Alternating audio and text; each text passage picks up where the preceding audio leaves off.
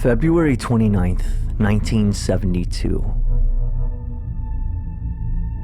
In the cold, clear hours just before midnight, the dark, fading moments of that leap year's leap day, Brittlebone City police officer Warren Moon, no relation to the Hall of Fame NFL quarterback, was patrolling along Riverwind Drive, a road that, as its name suggests, winds alongside the Great Miami River within the city limits of Brittlebone, Ohio.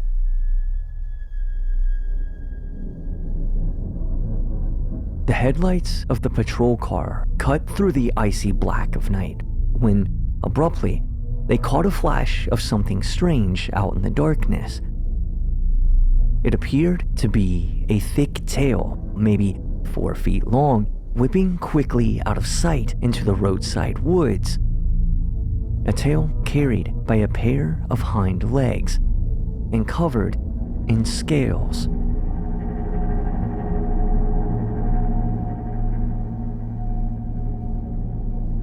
Officer Moon described the scales as smoky. Some versions of the account interpret this to mean the color of the scales were a shade of gray. But other, more creative interpretations insist that he meant the tail and legs themselves were smoky, foggy, unclear, trailed by a wisp of smoke, as if they were smoldering. Moon immediately pulled his patrol car over to investigate. The hindquarters had disappeared into a strip of woodland area that stood between the river and the road. So, unsure of what he had seen, Moon moved into the woods at the midnight hour with the flashlight in hand, searching through the shadows of the riverbank. It was as he approached the river and the sounds of its rushing waters began to fill the night air that he saw it, standing at the water's edge, out of range of his flashlight, but clearly visible beneath the light of the cloudless winter sky. Officer Moon reported that the thing stood upright on 2 hind legs, a staggering 8 to 9 feet tall. It was slender like a serpent, but he determined it had a spine because of the distinct outline of a spiked ridge running along its back, like a massive bipedal variation of an iguana's back spines, webbed together, running down into a thick tail about 4 feet long that he had seen whipping out of sight into the roadside forest.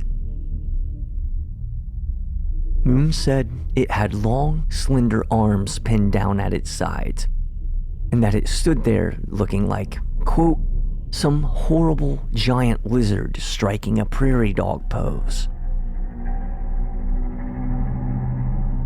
Then, the most eerie detail of the officer's encounter. Moon says, one moment the thing was looking out across the river, and the next, without so much as a noticeable twisting of its neck, the thing was staring right at him. In his words, the thing appeared to be, quote, regarding him, suddenly, faster than if the blink of an eye had to blink its eyes. Its lizard-like head had a short snout with a long, thin line of a mouth stretched clear across it. Its jaw was hard and bone-like, but if it had teeth, he couldn't see them. The thing had round, pupilless eyes set into deep, round sockets.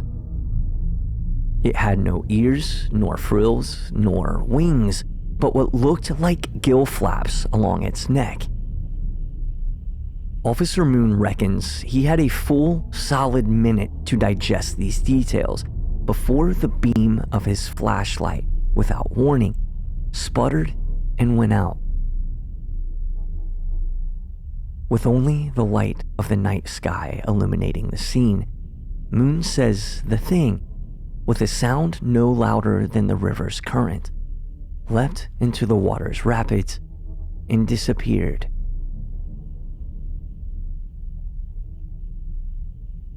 Adamant that he had been more shocked than scared, Officer Moon got back into his patrol car and drove straight to the police station to report what he had seen. In a state of admittedly disbelieving his own eyes, Moon asked fellow officer Paul Lanier to accompany him back to the scene, to assist him in looking for evidence and verification of the strange creature he had just witnessed. Lanier agreed to go back with him.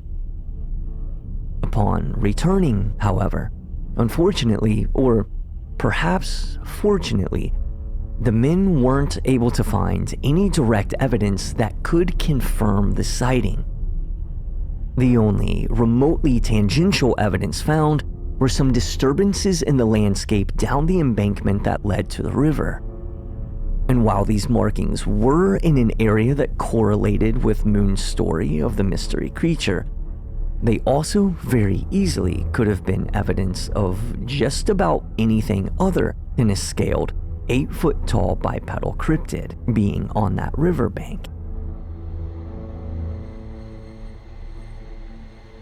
Evidence of the creature, just like the creature itself, escaped them.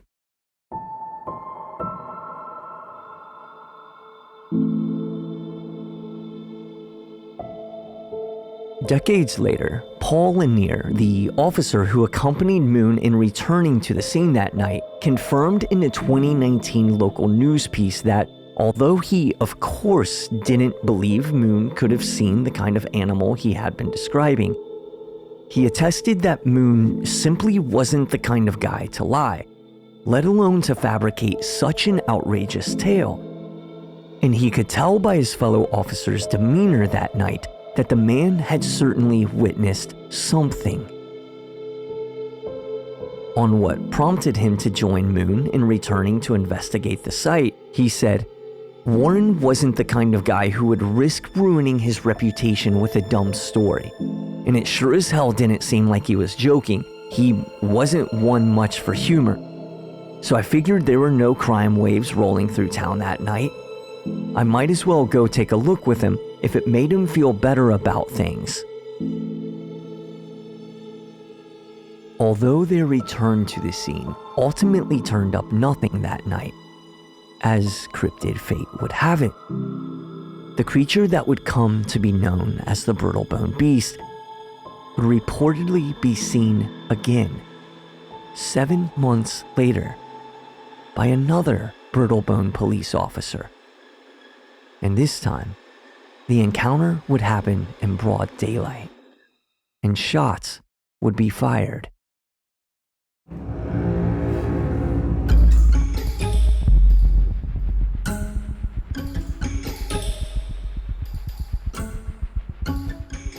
September 24th, 1972. Officer Nicholas Dundlebrew was off duty and fishing from the banks of the Great Miami River in the south end of Brittlebone, not far from the cul-de-sac of Wayward Court.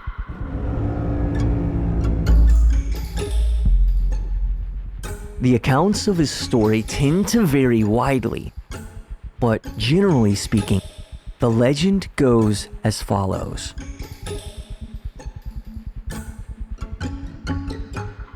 It was a fine, unseasonably warm autumn day full of peace and bait and tackle when Officer Dundlebrew caught sight of something strange breaking the surface of the river's water.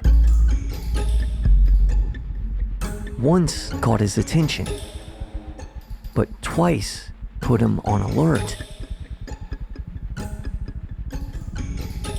Out near the middle of the river was what appeared to be the ridged, arcing back of a massive scaled creature. Silver in the daylight, and, shockingly, he witnessed the writhing back breaking the surface again 10 feet behind where he first spotted it, and yet again 10 feet behind that. Seeing this, his fellow officer Warren Moon's recent encounter, a story that had made its way around the precinct, immediately sprung to mind. Little variances tend to litter the different versions of Officer Dundlebrew's encounter, as is common with regional lore. But all versions of this tale agree to what happened next, after he spotted the thing in the river's current. Officer Dundlebrew pulled out his gun, a weapon that he carried all the time, even when off duty, and fired at the creature in the water.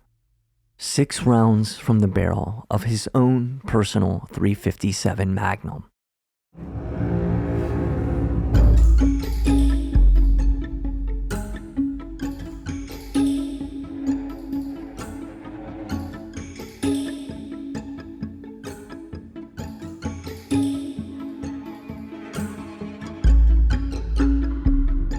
Depending upon the version of the story you come across, the results of these 6 shots vary.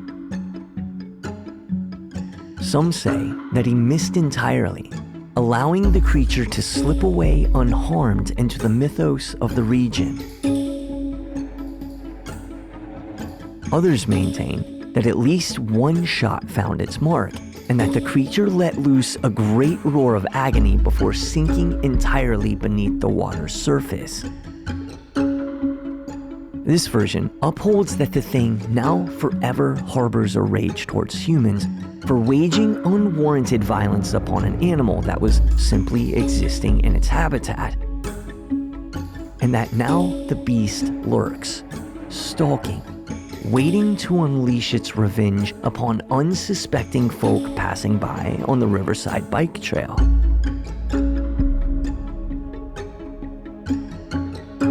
Others insist that the bullets that struck the beast didn't make the cryptid disappear at all.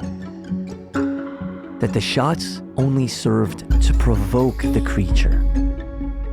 That after being hit, it had actually reared up out of the water, revealing that it did in fact have 2 arms, and those arms had hands, and each of those hands was equipped with a middle finger that it displayed with enthusiasm towards the officer. There are also conclusions, perhaps a bit more grounded, that the off-duty officer had unloaded his weapon into a school of catfish, and that at least one bullet-riddled fish corpse was rumored to have washed up on shore downriver.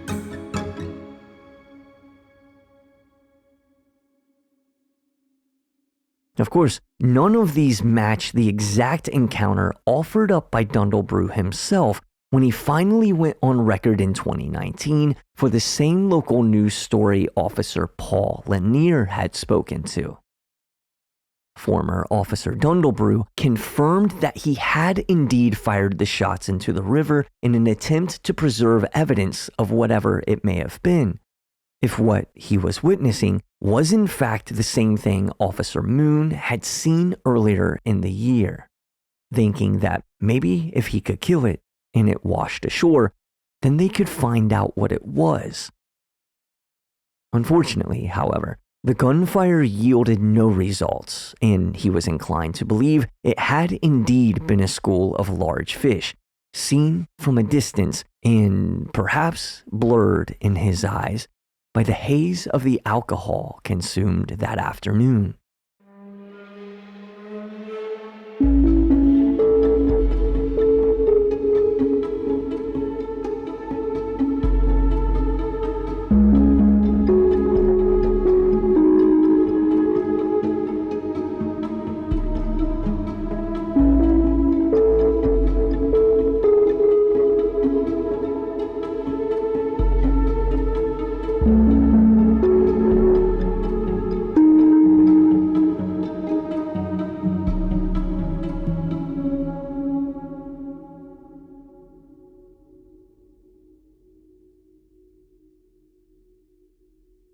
Dundlebrew maintains that the excitement of his afternoon fishing excursion had only truly became entwined with the legend of the beast during the mid-90s, when he had told the story, intended as a humorous anecdote, to the author of a book series covering strange happenings in Ohio. He said the author had printed this story, leaving out his conclusion that it must have been a school of fish, and choosing instead to fan the flames of superstition and modern myth in the book. And thus, that beer-fueled afternoon fishing incident had become painted as the wild-eyed and panicked call to arms of a police officer coming face to face with a terrifying, mysterious river creature.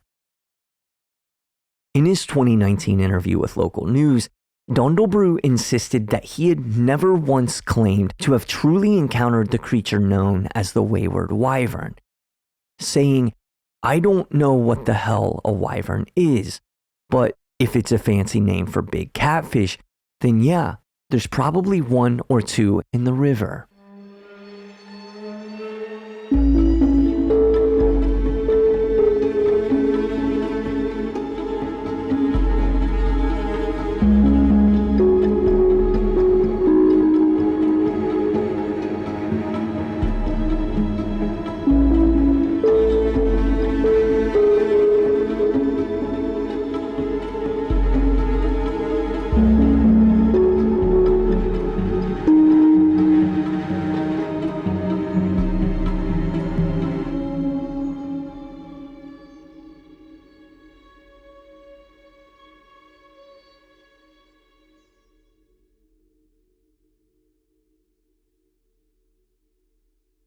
There's no question that the tales of officers Warren Moon, Paul Lanier, and Nicholas Dundlebrew are most responsible for cementing the legend of the Brittlebone Beast. The fact that our sources are police officers, figures hired as public servants that are supposed to be relied upon and should have nothing to gain and arguably everything to lose by telling stories about a man-sized bipedal lizard creature roaming around in their jurisdiction. So, if we take the word of Officer Dundlebrew, does that mean the Brittlebone Beast is actually the Brittlebone School of Catfish? Are we to believe that Officer Warren Moon had just been entirely off his rocker, or had maybe encountered a deer standing by the river while in the throes of 1970s grade psychedelics? Is it possible that the two officer-reported encounters had been intended as hoaxes from the top? And maybe the whole thing had just been a joke that soured as it grew in popularity and the laughter started to be at the men instead of between them. Whatever the case, it became clear that Warren Moon, who sadly passed away in 2006, had grown tired of talking about the creature. Across all those years, he never cared to elaborate upon or clear up whatever strange details shifted or branched off from his original account. There are no interview transcripts or direct remarks from him available, but the people around him attested that his steadfast attitude over the years was that he wished the legend of the beast would go away. But the beast was simply too big and too strange to be swept neatly under a rug. Matter of fact, the reason officers Lanier and Dundlebrew were speaking about the beast to local news in 2019 is because Brittlebone's lurking legend had once again allegedly been spotted in the area over 40 years after the officers' sightings. And this time, the witness claimed to have captured evidence that the creature was real and very much still alive.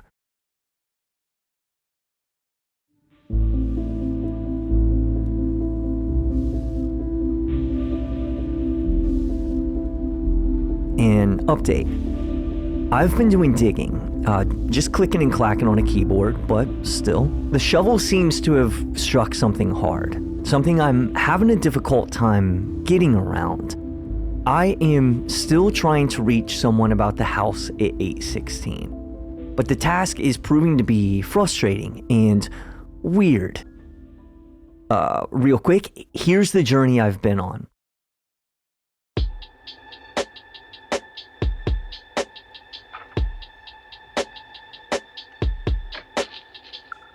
Back in episode 8, I listed a number of details about the cul-de-sac's most legendary house. I found all of this information on the official county auditor's site. This official government site is the only place I could find anything about the house. All other realty sites are completely blank when it comes to the address at 816. And why is this weird?